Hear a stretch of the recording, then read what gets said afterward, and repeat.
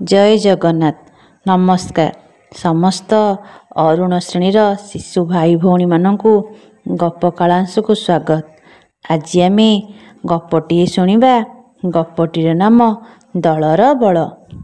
दिने शिकारीटीए शिकार करने जंगल भितर को गला। से जाल को बिछाई देला, किछि चाउल ता उपरे बुणीदेला। तापरे गोटे गछ आढ़ुआल लुचिगला। दले पारा सेही बाट देई उड़ी उड़ी जाउथिले।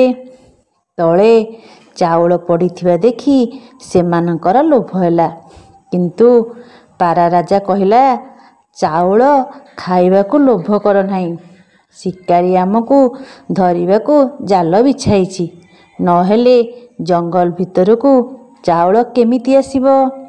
पारा मानकू भोक हेउथिला, तेणु सेमाने पारा राजा कथा न मानि चाउल खाइबाकू बसी पड़िले। पारा मानकर गोड़ जालरे छंदी होईगला। सेमाने जाल भितरु बाहरी पारिले नाही।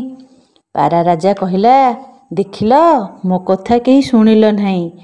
आमे समस्ते विपदरे पड़िले। एबे आमे कौन करिबा? शुण, जणे जणे होई उड़िले केही बंचिबा नाही।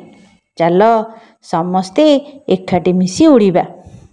एथरक पारा राजा कथा मानि सबु पारा एकाथरके डेणा हलाई उड़िले।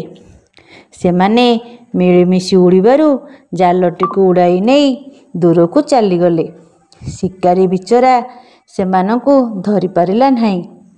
पारा माने जाई गोटे पहाड़ पाखरे ओह्लाइले।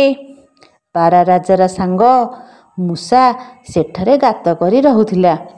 पारा राजा ताकू डाकिला। मूसा बाहर को आसिला।